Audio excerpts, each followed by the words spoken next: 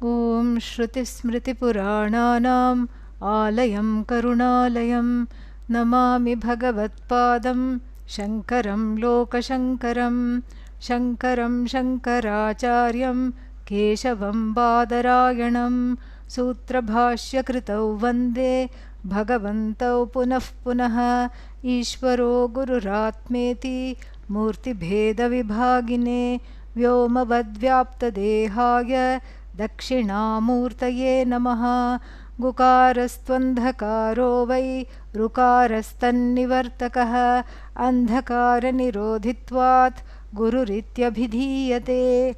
Om Sahana Vavatu Sahanau Bhunaktu Sahaviryam Karavavahai Tejasvinavadhitamastu ma vidvishavahai. Om Shanti Shanti Shanti.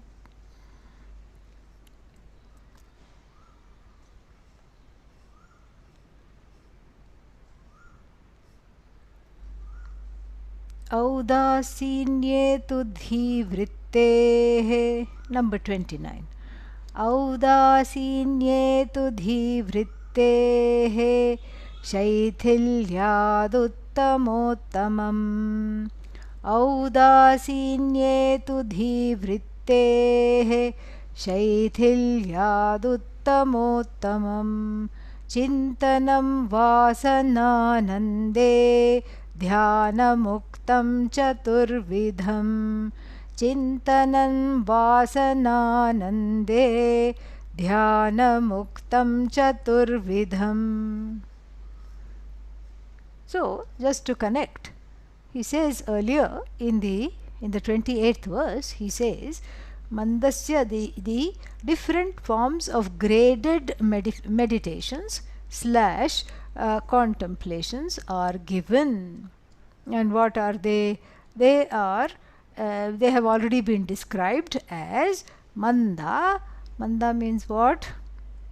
The not so good, inferior, middling, and then finally the superior forms of contemplation. And if anybody were to ask, why on earth should something that is called inferior be even shared in a chapter like this? Don't you want to only share the superior kind? And he begs to differ. He says, you know what? That's not how it goes. There is a gradation for a purpose, and that is because of adhikari bheda. Adhikari means everybody is at a different level. This is not about condescension or patronizing. This is about seeing that there is truly some difficulty for people to grasp this, and that the level of comprehension differs based on the extent of raga and dvesha, or ghora and modha, or rajasic and tamasic thoughts and state of mind that one has cultivated. So the greater the hold of the preferences and prejudices, the greater the hold of the moody vrittis, moody states of mind, angry states of mind, dull states of mind, then the lesser the understanding of the truth of oneself, because the truth of oneself is really already available. It's an established fact. It's a siddha vastu, not a sadhya vastu. And because it is a siddha vastu, then there is nothing more to be said, nothing more to be done, but because of self-ignorance and all these difficulties and obstacles, it does not shine. So such a person is also entitled to understanding Brahman as the truth of oneself. So why should they be left out? They need not be left out. So we have to approach them where they are. We have to approach them where they are. And so if they are fully into objects, so be it for now. Let them look at the object and see the name and the form of the object disintegrating in front of their eyes cognitively, but leaving behind that which is called Sad Vastu. The only thing that is informing the existence of the object. The isness of the object does not belong to the object, and it retains itself even after the object in a particular name and form has collapsed or has undergone a different iteration. Like flower, bud, flower, blossomed flower, is, withered flower, is. So then let them concentrate and contemplate on is, which is forever, rather than the flower or the object. That was what was told. And then he now sneaks in a fourth kind of contemplation when no one is looking. And then this is in verse number 29. Dhivritte vasananande dhivritte audasinyetu. However, he says, I have one more thing in my bag that I want to share. What is that? Audasinyam means udasinasya bhava. Udasina means not interested, uninterested. And what is this uninterested? Uninterested means the person is, beyond that thing, has outgrown that thing. Why? The person has outgrown that thing due to a contentment of having enjoyed it. So udasina or audasinyam can be described as some kind of a nirveda, a dispassion. See, after you go on a few holidays, it becomes abundantly clear that either you go to some kind of a body of water. Doesn't matter where you live, in the whole planet Earth, this is what holiday looks like. Okay, you either go to a body of water, ocean, lake, river, etc., or you go to the mountains, snow-capped and not snow-capped, doesn't matter, but some kind of mountains. Or you go where there are a lot of trees, or a combination of all these three things. This is holiday. And in India, we have all our temples in these kinds of sites, by the ocean. So Chindram, very beautiful Subramanya temple by the shore. And then we have Vaishno Devi up in the hills. And then we have Badrinath, Kedarnath in the high Himalayas. So like this, we already have the pilgrimage sites. And so because that was, people used to go to the temple and then also have a holiday. This is how the pilgrimage itself was a holiday. So when you've gone on a few holidays, it becomes abundantly clear that the raw materials of the holidays consist of these things. And then, getting there, of course, is again by certain modes. You drive there, you fly there, you take a train, whatever, and the same thing back. And then so, the one who has objectivity now with regard to holidays is no longer mesmerized by those big travel brochures.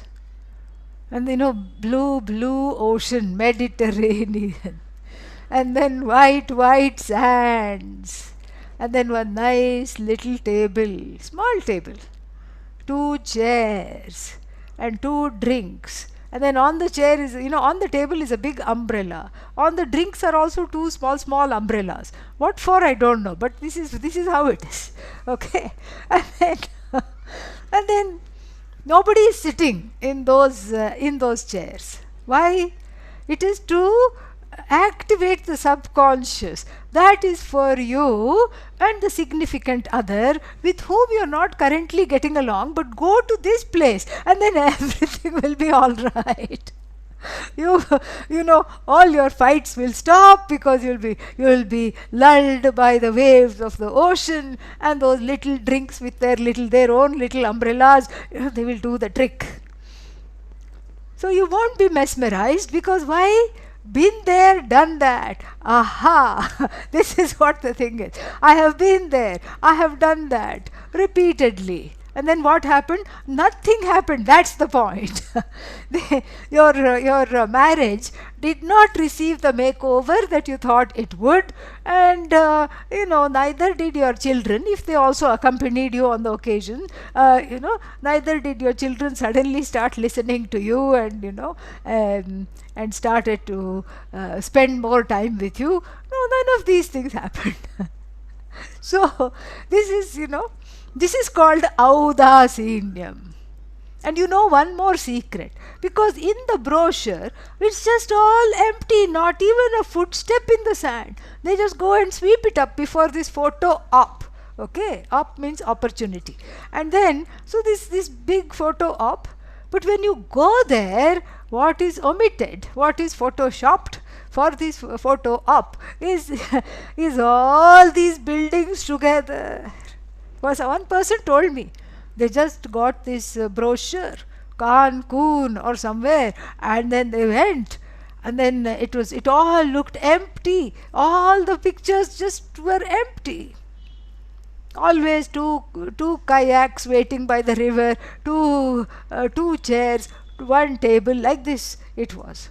And when they went there was, the beach was so crowded that they didn't know where where the ocean was. They had to look, because it was an ocean of people they had to cross in order to see the sea. So such a person gains what is called nirveda. It is part of one's spiritual growth. So the next time you are disappointed, know that you have grown as a result. That is the best thing to make from this disappointment. So this disenchantment, one can just get angry, one can get frustrated with oneself, one can sink deeply into ghora and mudha vrittis. And Swami Vidyaranya says, please don't do that. Do not do that. Instead, unravel, unpack that disenchantment. Why are you so disappointed? Well, the same thing happened last time. Aha! So there was a last time. Where did you go? Never mind, but the same thing happened. Okay, so what do I need to learn from this? All holidays are finite. That is what it is. Even if you go to heaven, which is, I have heard, which is also a holiday out, not holiday in, and then you come back. That is also finite. Everything is finite. Why? Because it's the infinite that is searching for itself, and there is only one of its kind. So it will never encounter itself as an object, an event, a person, or an experience. Simple. This much has to be understood by us. Because one is like, what is that? There was one Greek god, Narcissus or something, some Greek mythological figure. Young fellow, very beautiful to look at, very handsome. And he chanced to see his reflection in a pond and fell in love with his reflection. This is the Greek version of Pratibimba Vada, I suppose, but they fell in love with his reflection. And he wanted to embrace that wonderful young man who he could see, and as soon as he went to hug them, he just had wet arms.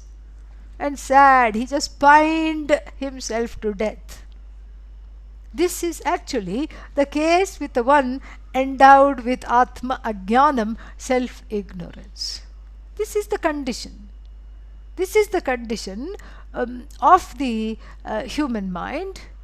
Why? Because one is really hankering after the self which is already oneself. Not knowing that, one hankers after the reflection in all other objects of that very Satchidananda which one is. One is addicted to the object because one misses the subject. And therefore what? So therefore, one keeps on needing to learn the same lessons again and again and again, because there is only discontentment. No matter how much one engages with the objects, there is no contentment. There is only a growing sense of discontent and disconnect. This has to be understood. And therefore, after a while of engaging in these experiences which are finite, objects which are finite, events which are finite, the discontent grows, and then there is audasinyam. Audasinyam means what? A certain kind of a disregard for to go over there again.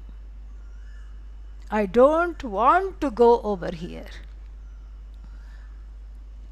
I don't want to experience this. I don't want to have this, because this is a dead end. And I don't want to be continued to be deadened by these experiences. This is Udasina.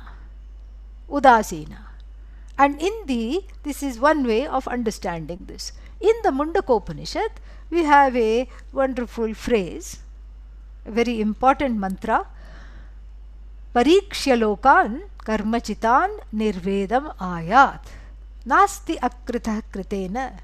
Tadvijnanartham gurumeva abhigachet samitpanihi shrotriyam brahmanishtham.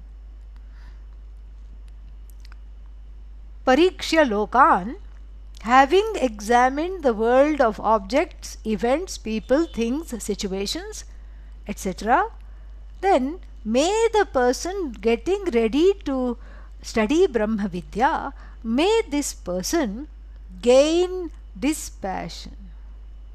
Having examined all the worlds and seeing their finitude. And what is the dispassion?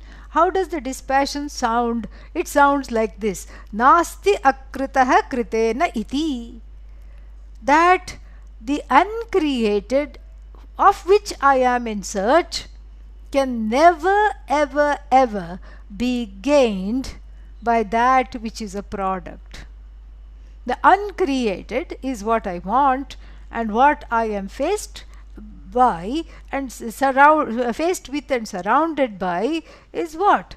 All just that which is created. The created and the uncreated are two different things. Uncreated simply is. And anything that is put together is at best a shadow of that which is limitless, not a product, which is I. And so there is no way of gaining the I by dallying with the world of objects, because the I is separate from the objects. And so therefore, may the student of Brahmanaha go to a teacher who is well versed in the Vedas and who is committed to Brahman, and then may the student study with the teacher to get this. So this is what is called Audasinya. And in texts like the Atma Bodha, the Audasinya is described, like here also we saw a little bit, aversion therapy. So what will you do if you encounter crow dropping on your shoes, on your clothes? Sometimes it happens. You're walking, and then the crow is flying overhead, or you walk under a tree, the crow is sitting on top of the tree, and then accidentally your clothes got the crow dropping, and then your shoes got crow dropping. What will you do? You'll say, oh, this is disgusting. And wherever you were headed, you will stop, you will turn around, and then you will just throw the clothes in the wash. You will not, or throw away the clothes if it is not redeemable, and you will just move on. So The crow dropping in Sanskrit is called kakavishta. So have the same disgust, develop the same disgust, not for the objects per se, but for what their effects are. The effects of the object is same. It's all finite and it's as good as non-existent, and so this is what is called audasinyam. This is one way to self-growth. Then there is another way for audasinyam to come. Rarely, but it can come, and so therefore we have to discuss it. And here also he mentions it. That's why we have to discuss it. So this is the most common way of developing dispassion, audasinyam. What is the other way? The other way is described in this very text, Panchadasi, in chapter 7 or something. Chapter 7 or chapter 9, I'm not sure. I'll look it up and let you know. So, where he talks about, I think it's chapter 9. Yeah. So, he talks about a king. The king also has audasinya, with reference to objects, events, places, things, etc. Why? Because the king can buy anything that he wants. The king can go anywhere that he wants. And so he has a certain growth, this particular juxtaposition between a king and a jnani. So the king has a certain growth. Why? Emotional growth, because of a sense of contentment. And interestingly, this sense of contentment, of having gone and toured around the world, there is a better sense of self-confidence and security centered on the self if you are well traveled, if you have attended, let's say, a lot of meetings in your field. You have contributed in certain ways. You have been in the workforce for some time. So all this contributes to a sense of self, a sense of purpose, a sense of self-confidence, a sense of security, a relative security centered on the self, which prepares one for Vedanta with the same audasinya, because you have toured around so much, you have lived your life. And then all the life experiences have taught you that you want something which the life experiences unfortunately cannot give. This is another form of audasinya. So like for example, in the story told by Vidyaranya, in that chapter called Dhyana Deepa, lamp of meditation, and so there he says that the king has, the king is contented because the king has experienced everything. The jnani is contented because the jnani doesn't want to experience anything other than Brahman. So he makes this juxtaposition. But then here what is to be understood is that if you've led a full life, full meaning relatively speaking full life, it's not full as in the fullness of the self, a relatively speaking full life, then there is no more a longing. The mind and the heart generally and naturally turn inward, because that is what comes next. I know everything. I have been everywhere. What I don't know is the truth of myself. So this is what he says. Audasinye tu vasananande. Audasinye tu vasananande. Vasanananda means the joy derived out of experiences, objects, etc. Vasanas, impressions. Audasinye, when they get, when they get a level of surfeit, when the vasananandas, when one has had enough of the vasananandas, when one is full of vasananandas, and then what? Tu dhivrithehe shaithilyam, shithilasya bhavah, shaithilyam, dhivrittehe, the thoughts in the buddhi are cool to towards these enjoyments. Shithila means cool. The ancients also knew this modern term. Like they'll say, there is a red hot sale in this particular shop. This is hot. People say this. And then otherwise, what can you say? What's the opposite of that? Oh, that particular trend cooled off. We say this even colloquially, and we must have got it from the ancient way of talking. It looks like, so shaithilyam dhivrittehe means the buddhi and the longings in the buddhi cool off.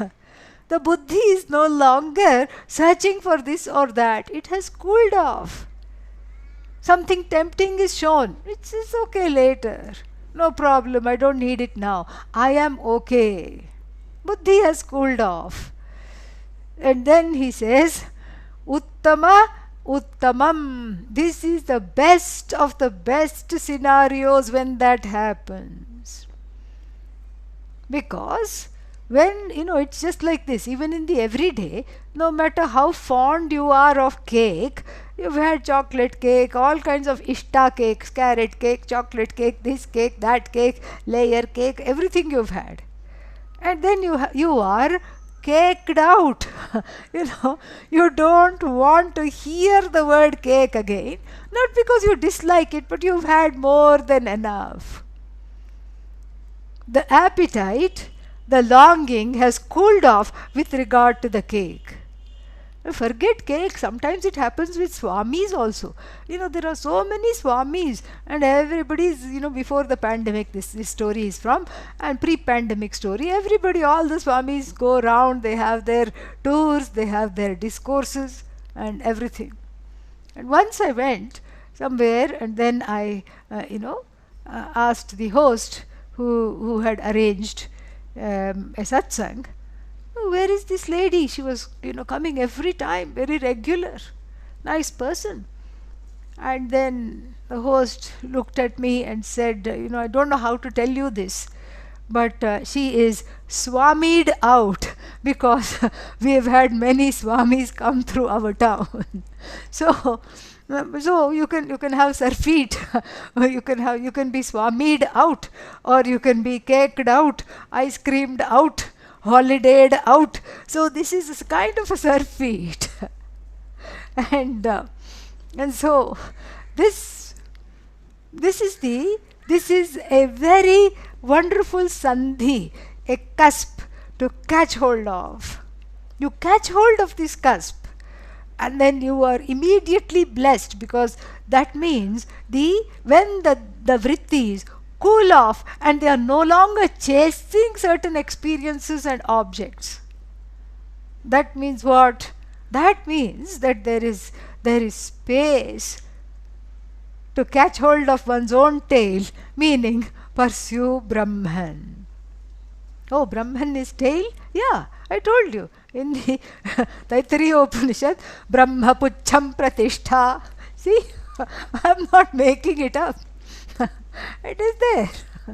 So, Puchham means tail. So you have to catch hold of your tail.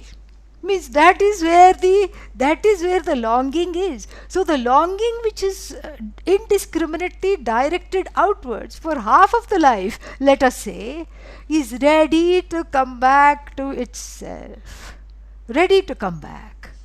It is not chasing after a mirage or some kind of a phantom experience. No. It is wanting to know the truth of the experiencer. And this is a wonderful place where you can interrupt the daily habits and the habitual patterns and put the buddhi, on a diet of Vedanta. Day in and day out, it is fed the victuals of Vedanta. You keep feeding Vedanta to the buddhi, and then it gets hooked on to it. Because Vedanta is like that. It is your own autobiography. I mean, who doesn't want to listen to the following things? You are great.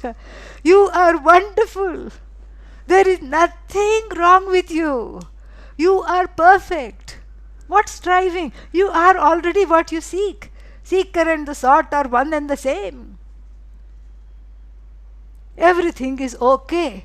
What samsara? In fact, that is just mithya. You are Satyam. You are bigger than all this. This is your real autobiography.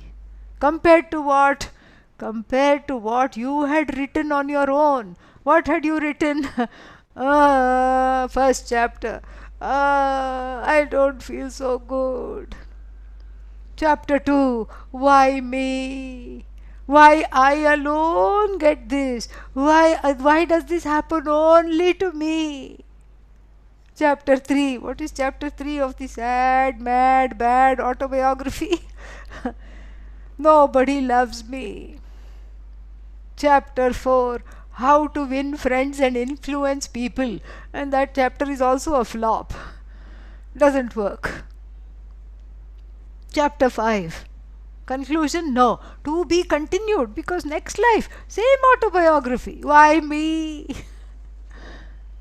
And compared to that autobiography, which is eating you from within, this autobiography supplied, the correct autobiography supplied by the Upanishads, is indeed pulling one in, is indeed attractive. But for that attraction to be met, there should be a receptivity in the heart, and that receptivity does not come until and unless one gives up objects. Not objects, the penchant for objects, the addiction to objects, the clinging to objects, and the wrong understanding that having things with me makes me a better person. Having all these things, I have a sense of self. So the wrong identification with the objects is also discarded. Either through viveka, like the vakya in the Mundakopanishad that I cited, or through having lived enough of a life and saying, okay, this is time to drop things and focus on myself. Either way, when you get there, the dhi vrittis, the buddhi, the thoughts and the longings in the buddhi cool off towards the object, because they have all grown up. How have they grown up? They have understood. Last time also same limitation. The time before also same limitation. And this is what happens. Wherever you go, there you are.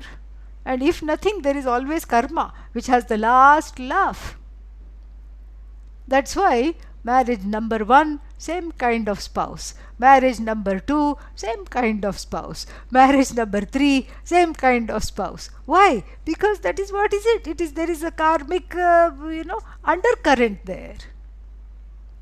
I went to somebody's house in where was it? Somewhere in Colorado, and for satsang.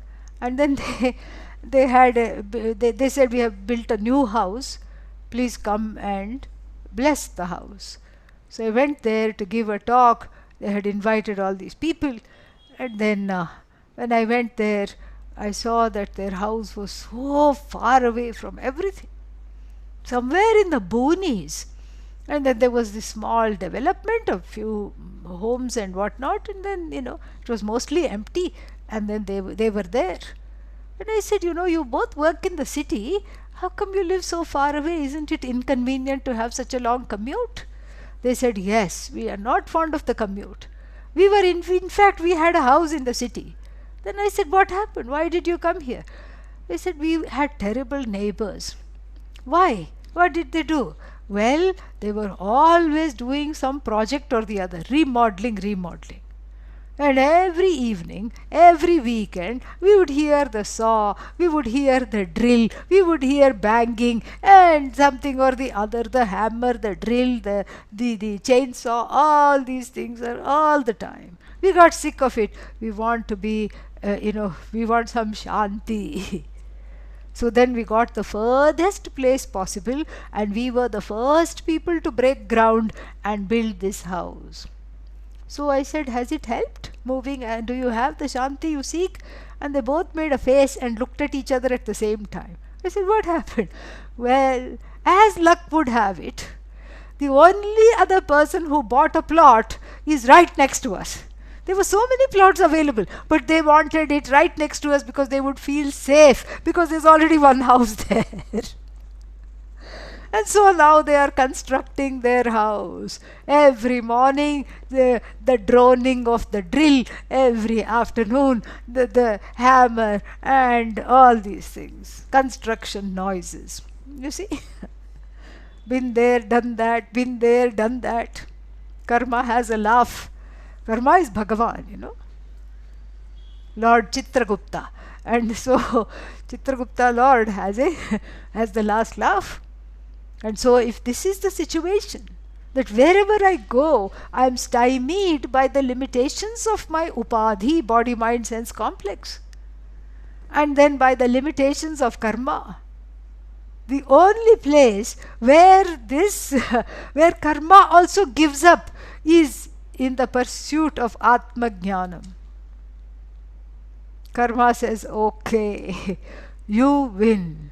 You know why? Because karma is prarabdha and the pursuit of Atma Jnanam is purushartha.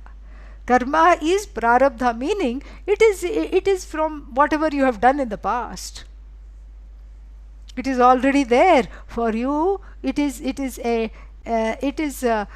dish of food already dished out onto the plate, and all you have to do is eat it. That is karma. It is called prarabdha, that prak arabdham, that which had started even before your body started. This much karma to undergo in this life was allotted to you. This much karma was allotted to you. And so therefore what? So therefore there is no reason to complain. This is what it is there. But in the case of the pursuit of Atma Jnanam, self-knowledge, an entirely different thing operates. What is it that operates in the pursuit of self-knowledge? The pursuit of self-knowledge is due to your own initiative. That's why Brahma Vidya is known as na chora haryam, cannot be taken away by thieves. We saw that in the song earlier. And it cannot be bought, it cannot be sold. It is more precious than the king's jewels, than the royal jewels. This is something which is very wonderful, because you are putting your own initiative. People used to go to Pujya Swamiji with their horoscopes and show him, because he was a really great astrologer, and show him and say, Swamiji, will I get moksha? Will I get moksha, Swamiji? Please tell me. Will I get moksha? And he would always say, yes, yes. And then afterwards he would say, you keep studying. Meaning your initiative here is what is important. The contact with the objects, there is, even though you may pursue it avidly, it is finite, it disintegrates. It has so many pratibandhas, obstacles, in the form of karma, etc. But the pursuit of Atma Jnanam is laid out for you, because that is the purpose of this life. Not if one is a dog or a cat, then it is just a bhoga sharira. Bhoga sharira means you are just eking out the other punya papa from other lifetimes, and you are just exhausting the karma. You are not gaining new karma. So they don't have the wherewithal, they don't have the buddhi to pursue this.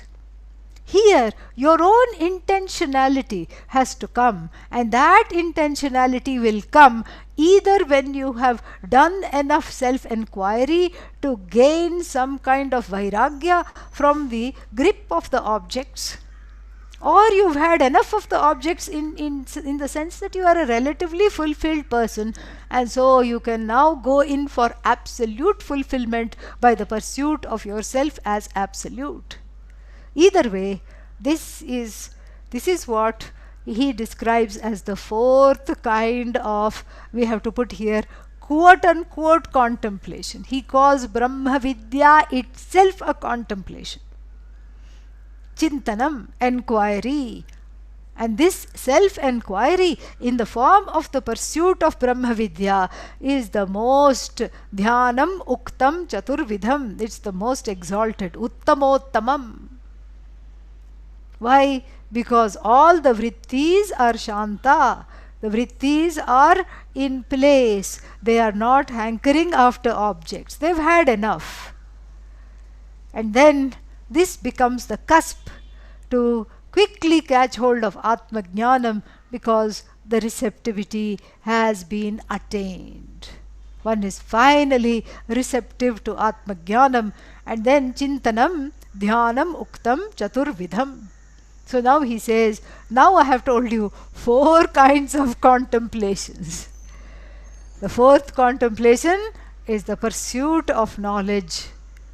And in fact, he is right, because if for 1 hour or whatever, however long this class is, 1 hour 15 minutes, you are able to focus fully and study and listen without inhibitions, without any kind of problems, you are able to listen, then what happens?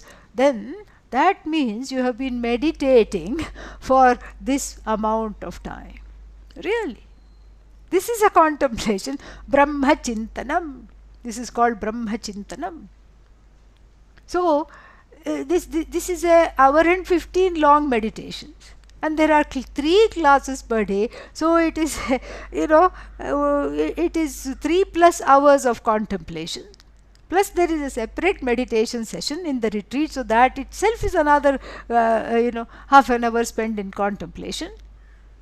So, therefore, he says Brahma Vidya is a form of contemplation, because that's where self-enquiry and the Shravanam, the quality of the Shravanam and how absorbed you are, means you are absorbed with the fruit of Vedanta, which is the oneness. So you become one with the oneness that you desire to seek. You become one with the Ishvara that is being unfolded. That itself is Samadhi. And then what happens? Yatra yatra mano yati tatra tatra samadhayah. There is an expression. In fact, there are 2 iterations of this expression. The first one is yatra yatra mano yati tatra tatra tavapada pankajam. This we spoke of earlier. Ishvarizing the universe.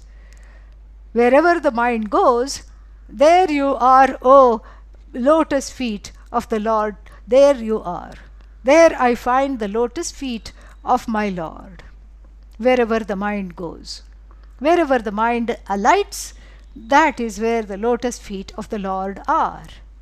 And then yatra yatra mano yati, this graduates to yatra yatra mano yati tatra tatra samadhayah, which is what is described in verse 29. And what does it mean? Wherever the mind goes, there itself is what we call samadhi, total absorption.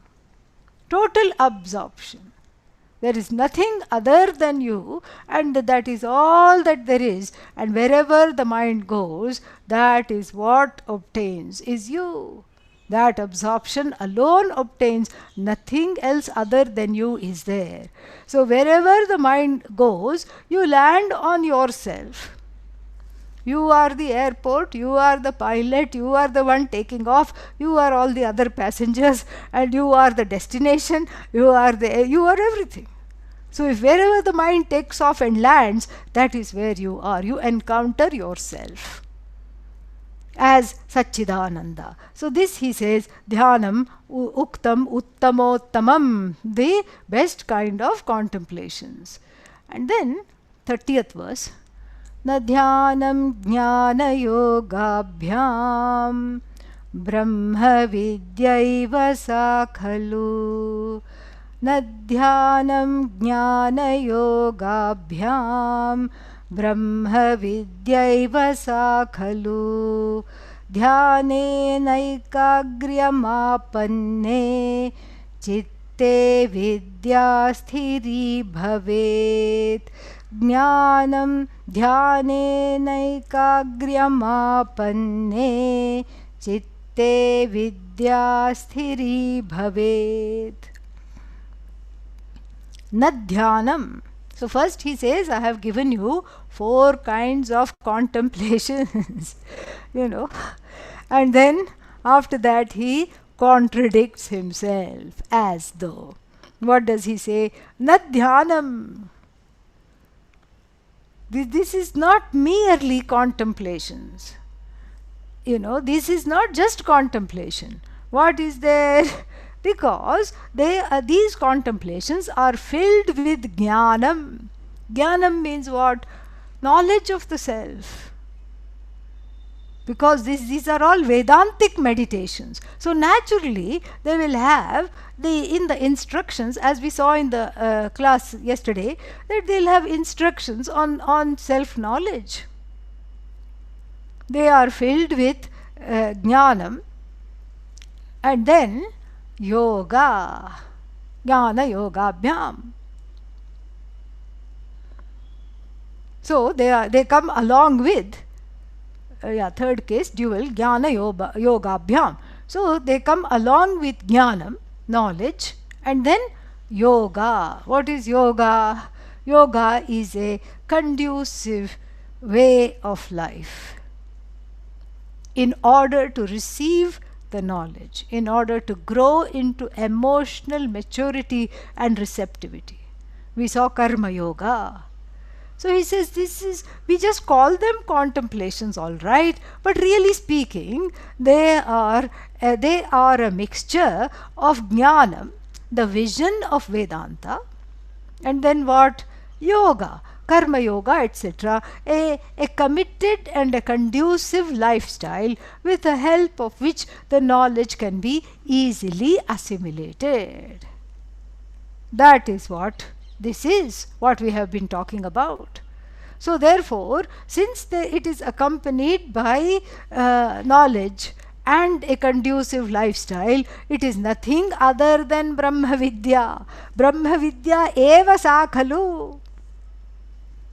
This is again nothing but this should be considered the knowledge of the self. This whole chapter, and especially the last 3-4 verses on the topic of contemplation, on what? Brahman. We are not contemplating on anything other than Brahman. So the contemplation of Brahman is described how? With the help of the vision of Brahman, and then following a conducive lifestyle. What is that lifestyle? You have to ignore or grow out of the ghora vrittis and the mudha vrittis. All this is the lifestyle. Grow out of object seeking and addictions. All this is the lifestyle. So therefore, whatever we have been talking about, he says, Brahma Vidya eva sa khalu. Oh, so then I should not meditate. Is that what you are trying to say? Because this is where the human mind goes. So now that I have had Atma Jnanam, what is the use of meditation? Then I should just let go of the meditation, because you have already told me that today I have already meditated for 1 hour since I logged on to this class. So then what is the use? I don't need to meditate. He says, oh, no. Dhyanena, meditation is very, very important. Why is meditation important? Because dhyanena ekagryam.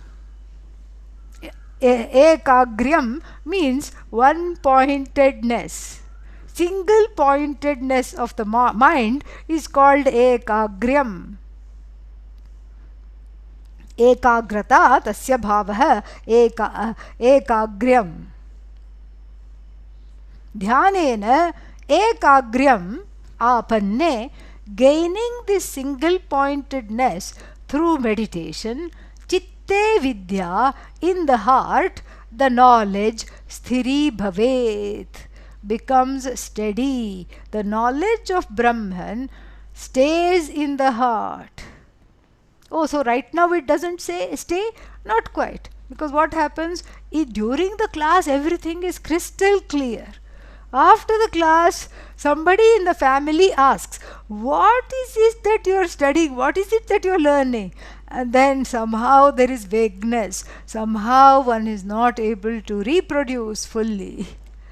So this is exactly why we need meditation, because the whole point of meditation is to have a say over the ways of the mind, to manage the mind. That's why we give it a job. Chant, O mind. Oh, I should chant? That's so boring. I just like to free fall and I just like to go after things in my mind. The mind says, I just want to go from one thing to another freely. Okay, that's what you do all day long. Now I want you to chant. Okay. The mind is squirming. So the body is made still. Sit in a single straight line. Let the head, neck and back be aligned. Clasp the fingers. Otherwise the hands will go somewhere. Keep on, doing some cheshta. Or one feels like falling when one is, when one is in the about to enter samadhi. And so when the hands are clasped, it gives a certain kind of a posture that is stable for meditation. So then, all these instructions are given. So the body mirrors what the mind should be doing. And the mind is given a job. Okay, all right, tell me what I should do. Chant. What should I chant? Om Namah Shivaya, you chant. Okay. Om Namah Shivaya. No, chant properly. Om Namah Shivaya. Yeah, that was good. Chant again. What? Again? Yes. Om Namah Shivaya. But I have other thoughts coming. No, chant. This only you should chant. Om Namah Shivaya. This should be your every thought. This should be my every thought. Yeah, chant. Om Namah Shivaya.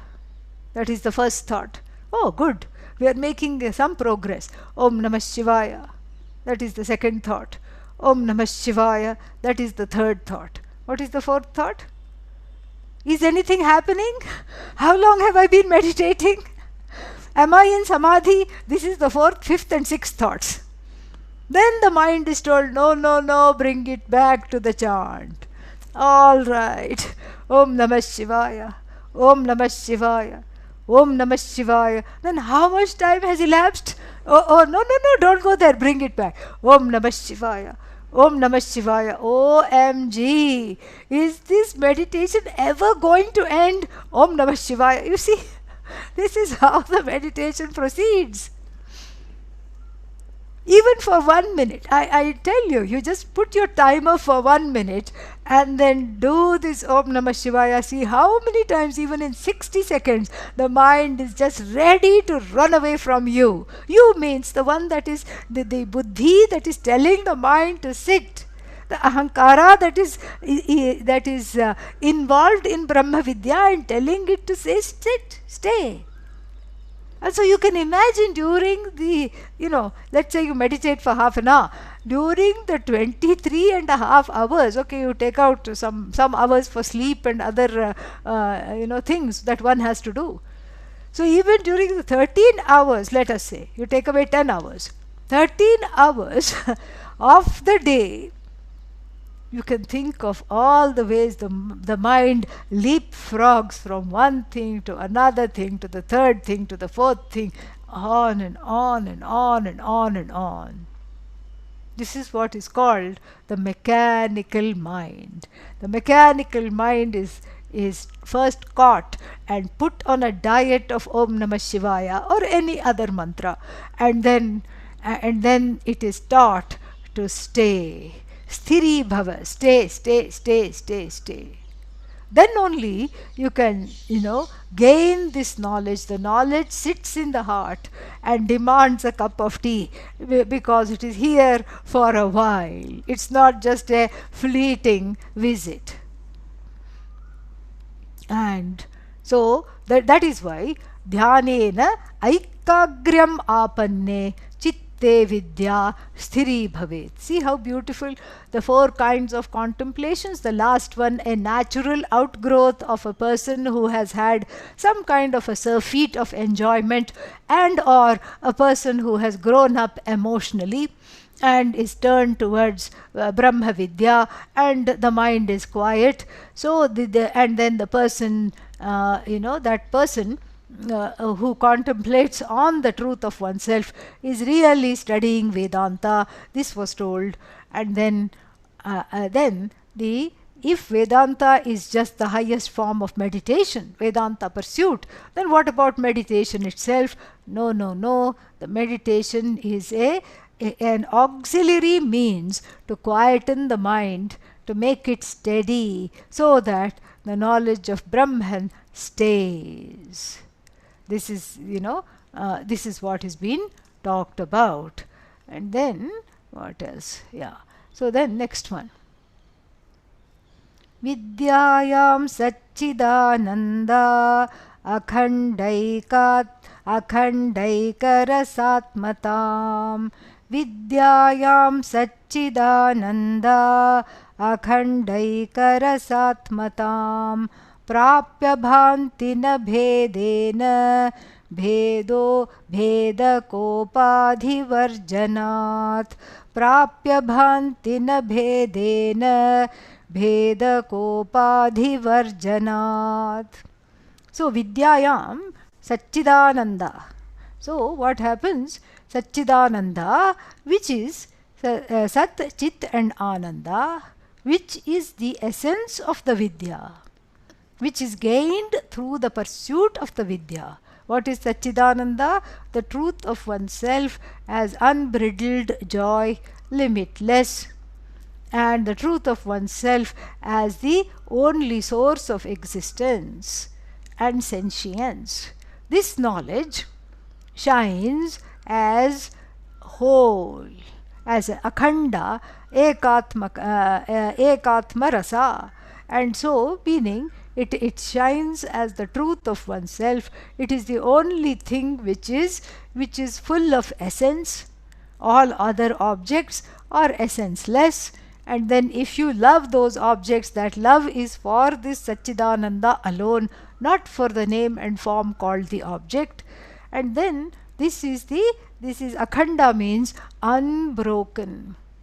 Akhanda eka, unbroken, single, non-dual entity, which is you. Rasatma, that means the one that is the only source of any kind of essence. Prapya, gaining this. What happens? Prapya, having gained this. Na bhede na bhanti. Bheda upadhi varjanat. So this Satchidananda, once gained, once understood, this Satchidanandaha, he talks about it in the plural. This Satchidanandaha, this truth of Brahman in the form of Sat, Chit and Ananda, they don't shine as divided. It's not that first you see or you experience Sat. Okay, I have experienced Sat for 10 minutes. Now it is the turn for Chit. Then now I have experienced Chit for 20 minutes. Now, of course, Ananda. It is not like that. And you know why he says that? He says that because he has spent the whole chapter talking about each of these things separately. In stone, etc., only the Sat portion of Brahman, portion within quotes, is talked about. He talks like that. He has talked like that. So now, since this is a conclusion, he doesn't want us to go away with the feeling or with the idea, with the wrong idea, that these Satchidananda are 3 in number, and then one I will get first, second I will get later, and Ananda will come last. No. Na bhanti bhedena. They don't shine. They don't become evident to you as objects that are discreetly experienced. Like even cake, ice cream, amusement park experience, etc. They are not discreetly experienced. They are one. unbroken, inextricable whole. Why? Because you are not focused any longer on the objects. The objects, in the objects that you love, Satchidananda is discretely experienced. But then when the objects, Bhedaka Upadhi Varjanat, when you have, when you have seen that when you are able to connect to this joy of yourself, regardless of the objects, then there is no question of upadhi. There is no adjunct. There is no container of a certain size or shape. Why? Because that has been intellectually falsified, cognitively falsified. And when you have cognitively falsified this, there is nothing more to, there is nothing even on the level of the Vyavaharika, on the level of the empirical reality also, there is nothing to stop the unebbed flow, the eternal flow of just being the glory of yourself. And this being is free of upadhi. Oh, what happens to my body after jnanam? The body is very much there, but you don't say this is my body, so therefore it doesn't even matter. So bhedaka upadhi varjanat. So no more are you bothered by upadhis. No more are you bothered by people, events, things other than yourself, because they are all Satchidananda. They are all, this oneness is there. And this Satchidananda obtains in you as you, regardless of the upadhi differences which are mithya. Yeah, more we'll see tomorrow. I think we can conclude, not tomorrow, evening class. I think we may be able to conclude it. I think we can do that.